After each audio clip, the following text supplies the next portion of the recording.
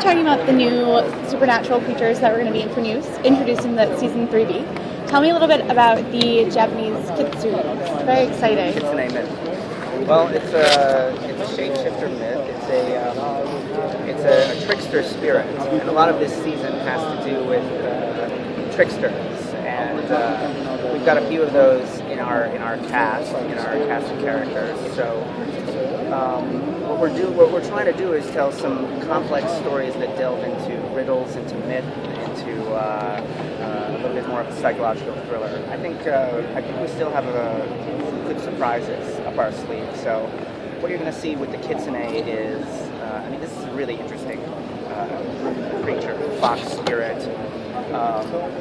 They can shift into a beautiful woman. They can turn into a tree if they want to. There's parts of the myth that say they can become an entire mountain, or take the shape of the moon. We're not going to do that in the story because I think lends itself better to a fable. But we are going to see a different set of powers. One thing that I think we've done really well with the show is we've built each sort of season around visuals, a feeling of earth and of nature. In the last season with the druid, the first season was very much an elemental story about a house that was burned down, and then characters like Peter died in a horrible burning death and then was brought back. So this one definitely has a feel to it. You'll see clues for it coming out with the new trailer, for sure. You really put the characters through hell in the first 12. Yes. Yeah. And did you ever, while writing that, it was like, well, if we go too far, we're going to become misery porn. Like, is there a line for you where we can't go misery past porn? That's interesting. Just like, I feel like you get some of that with the AMC shows sometimes. Mm-hmm. They get so dark and to the point where they lose their humor and some of their charm. Do you want a show that needs its charm to sometimes be fun? Oh, and absolutely. Do you ever feel like if we go past this, we'll lose that charm, and do you avoid going past it? We talk about that a lot in the writers' rooms. Like, how much can you test the audience's patience with certain stories, or how much do you want to see characters beaten down? And I definitely get a sense of like that with a show like The Walking Dead. I mean, do they ever feel like they need to have a story that refuels their hope? With Walking Dead, they just get darker and darker, and more people just die. But somehow it's so compelling story that you're still with it all the time. They just add more viewers. I don't know where the limits are, because what you do is if you do a show that's as dark as possible, you give one little tiny little ray of hope. The audience sticks around because they do have hope. I think as writers we always want to be aware of when have we taken it too far. I've seen certain shows that have gone to narrative points where I'm like, I'm out.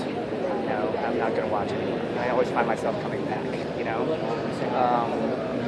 don't know. Misery porn is an interesting new word to me, but we'll see. So, how bad can it get? It's only as bad as it seems to. It's a matter of perspective, But there's a certain viewer that wants to be tortured, that wants to go through this. Otherwise, what do you watch? You want to watch everyone have a good day? Well, the story's over. There's no conflict. There's no tension. I want to see people struggle as a viewer. So that's one of the reasons I love Breaking Bad. They talked about how Breaking Bad would just get so dark and so unbelievably dark, and I'm like, that's what I'm there for. But it's because you can watch them and lose its charm, and become something else. We talk about that with when you watch your children grow up and they become adults. They certainly lost the charm of being a 5-year-old child, but there's something new. So what is that new thing? Should you love that new thing just as much? Well, speaking of suffering, I'm wondering, Styles' kind of one of his worst nightmares was his father finding out about all this supernatural stuff and then being in more danger. So is that going to come true, or is the sheriff better off knowing now that he can protect himself and protect his family and the town? That's a question that we do try to answer. This It's not an easy answer. Yeah. And it's actually addressed in the first episode, where Stilinski, we called the first episode sort of our cold case episode. It's where he starts going back through all of his old investigations. everything. Starts digging through and he's saying, is that supernatural? Did I get that wrong? Did I get this wrong? This have been something else? And so you have him questioning that. And the things he steps into will he go too far? Will he regret his decisions about reopening a certain case? You'll see it. It creates good tension, creates some good story, actually. So are we going to revisit any of those things in the show? Will we see that happen? Cool. How extensive is the world that you guys, because you now introduced it, you have the true alpha and the druids, and all these mystical creatures. Like, how, for you, one of you as the writers, how extensive is the world, and how far do you plan on going? Like, are we gonna go to Paris one day and see werewolves in Paris? How big does this supernatural world get that the world is unaware of? It's often as big as our budget allows. And sometimes doing a show this big doing a show this ambitious on a budget like ours can be quite a challenge.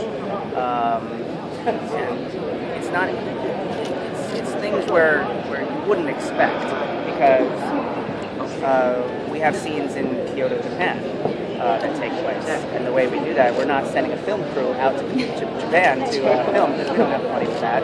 We don't even have the money to hire actors from Japan and fly them here.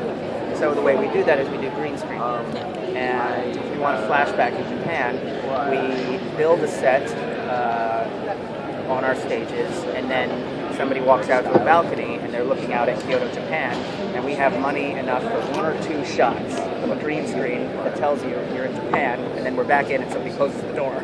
So it's hard. We're always trying to make the world bigger and make it feel more expansive, more like a movie, and give it scope. But it's difficult to do. You have so much money to make 12 episodes, and you want to spend it on the things that you can spend on. But you'll just a little like behind the scenes detail is if you want an action scene where you have to double styles, and the wardrobe department says, well, how many doubles in his wardrobe will you need? And if he's going to get bloody, you need to buy 4 costumes for him that look exactly the same. And that gets super expensive after a while. So every little detail adds up. So that's one of the things I do, is say, what do we have money to do? So, one more question, guys. Oh, what? Well, you mentioned the use of the kids in there. What inspired you to go in that direction?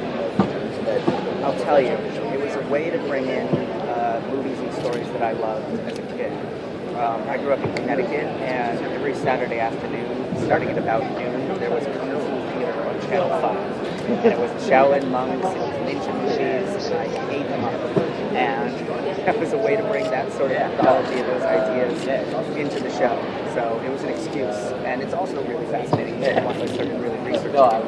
So partly that, and also to branch out the story. But we never really wanted this show to be all about werewolves.